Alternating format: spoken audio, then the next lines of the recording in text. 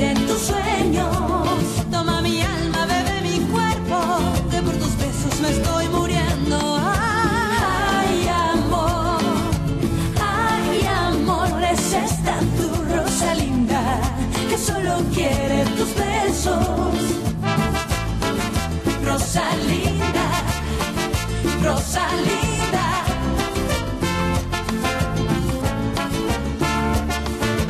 Rosalinda, ay amor. Erica, anak ko! Kinuha nilang anak ko! Tulungan mo ako mahanap siya! Tulungan mo ako! Sige na naman! Wala ka pa rin naman naaalala tungkol sa nakaraan mo, di ba? Simula ngayon, isa ka ng ulila. Wala ka ng pamilya at nagtatrabaho ka bilang mananahe tapos nakilala kita. Sabi ni Beto na nag-usap daw po kayo at sabi niya pumayag daw kayo na maging kaming dalawa. Abril, hindi ka pa kakasalan ng lalaking yon. Ginagamit ka lang niya para makakuha ng pera sa akin. Gusto kong malaman kay Fernando Jose kung naaalala niya pa si Rosalinda kahit sandali. Dahil mahal na mahal niya ito. Hindi magugustuhan ni Fernando Jose ang Fedra na yan. Bakit naman? Tapos sa mga litrato nila sa dyaryo, aakalain mong hindi lang sila magkaibigan. Parang magkarelasyon sila. Kumusta ka, Tito? Mabuti na. Sobrang bait ni Soledad at di lang siya. Pati ang pamilya niya.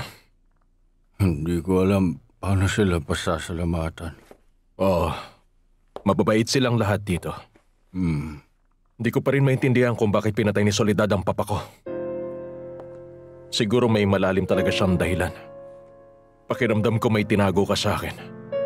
At baka naman mali rin si Mama.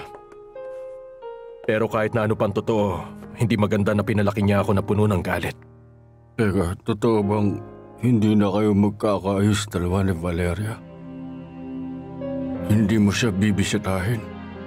Hindi na. Sa kabila ng lahat, naaawa pa rin ako. Inalay niya ang buhay niya sa'yo. Tapos nawala ka pa. Umalis na rin ako. Kaya siguro sobrang lungkot niya ngayon.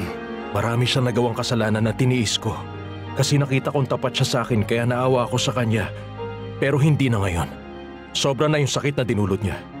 Lahat tayo may kasalanan na sa nangyaring pagkamatay ni Rosalinda.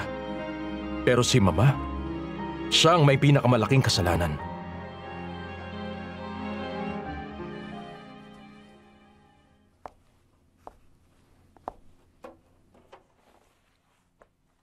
Isa kang napakalaking sagabal sa aming dalawa.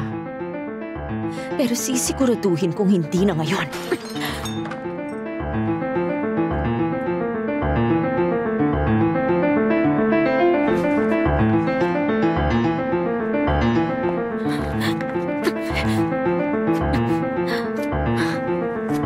Senyorita Fedra! Anong ginagawa niyo? Anong ginagawa niyo?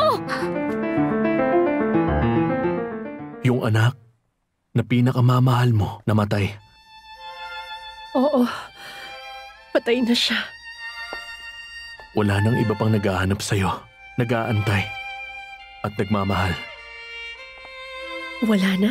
Wala na. Wala nang iba. Meron. Meron pang isa. Umalis siya, iniwan ka. Hindi ka niya mahal. Hindi niya ako mahal. Tama. Tingnan mo ako.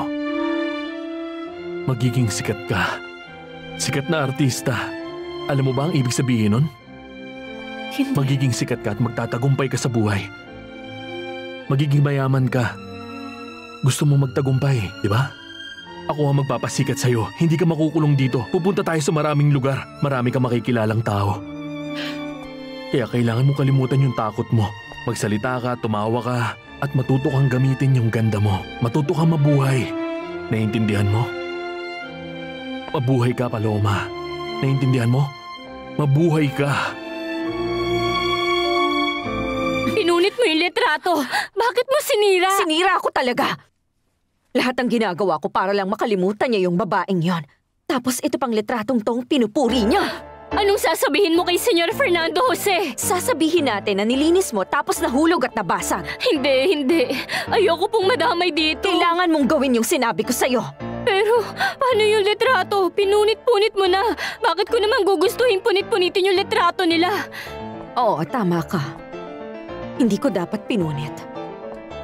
Ganito na lang. Sabihin natin na yung bata ang gumawa nun.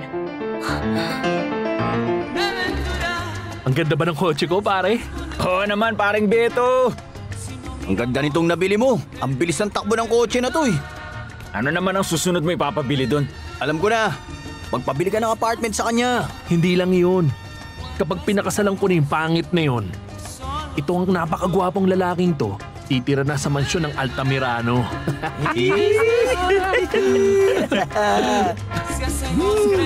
Binigay mo yun kay Erica para ipakita sa kanya kung sino ang mama niya. Iniwan mo siya sandali, tapos pagbalik mo basag na yung salamin at sira na yung litrato.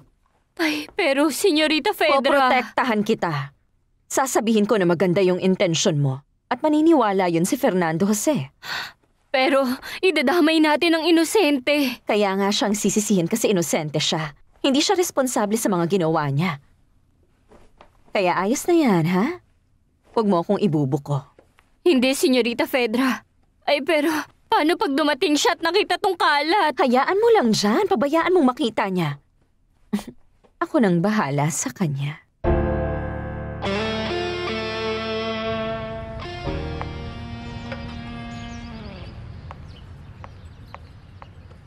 Ang ganda ng batang iyon. Tuloy mo na ang kwento mo, Enriqueta. Ayun nga, ang kwento sa akin ni Gerardo. Laging kasama ng pinsan ni Rosalinda si Fernando Jose. Ang iniisip ni Berta, siya ang mapapangasawa sa huli. Valeria, yun din ang iniisip ko. Ano pang sabi ni Gerardo? Ginagawa raw lahat ng babae para makuha ang loob ni Fernando Jose. Kasi patay na patay sa kanya yung babae. Pero kay Fernando Jose, parang wala lang daw. Oh, baka ayaw lang niya harapin yun. Hindi naman siya siguro tanga para hindi mapansin na may babaeng ginagawa lahat para mapansin niya. Pero ito talaga yung nangyayari. Hindi niya pa nakakalimutan si Rosalinda. Tapat pa rin siya sa namatay niyang asawa kahit paalaala na lang siya.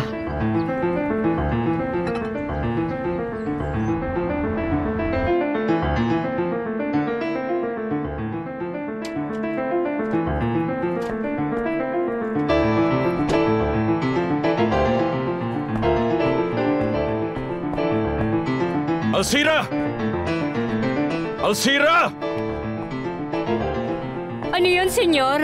Sino may gawa nito? Sino may gawa? Ay, senyor! Hindi po ako may gawa niyan. Kung ganon, sino? Huwag ka nang umiyak at sabihin mo sa akin. Ano yon, Fernando Jose? Sino may gawa nito? Sino sa inyo? Yung bata. Tara, inom tayong tequila. Akong bahala. Oo nga, tara, mag-inom tayo.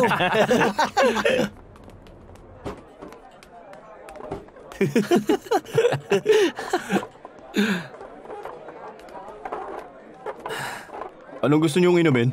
Order ng isang boteng tequila at masarap na pulutan. Oh, pakibilis. O, tingnan mo. Andito ang papa mo. Anong ginagawa mo rito, Beto? Mustafa, nandito kami para mag-celebrate. At ano naman ang sineselebrate ninyo? Pa, meron na akong trabaho.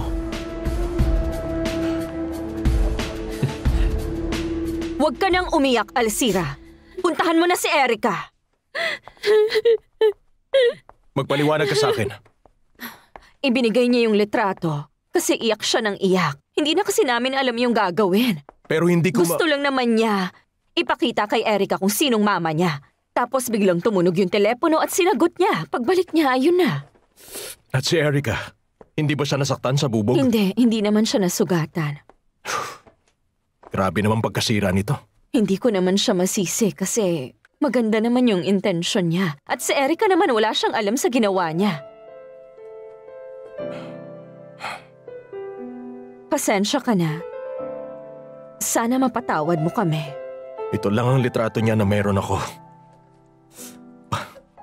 Parang gusto na talaga ng tadhana na makalimutan ko si Rosalinda.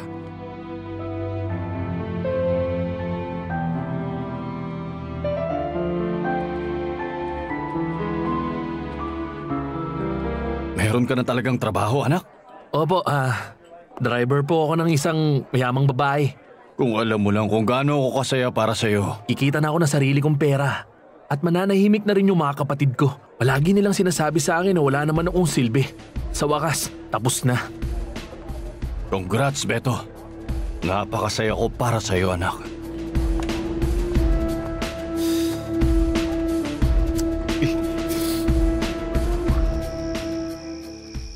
Gusto kong tulungan mo ako na baguhin siya agad-agad. Alam kong kaya mo yon. Mag-usap tayo mamaya. Hayaan mo munang patugtugin ko yung music ng sunod kong biktima, gaya ng tawag niyo sa kanya. Pampagana lang sa kwentuhan natin.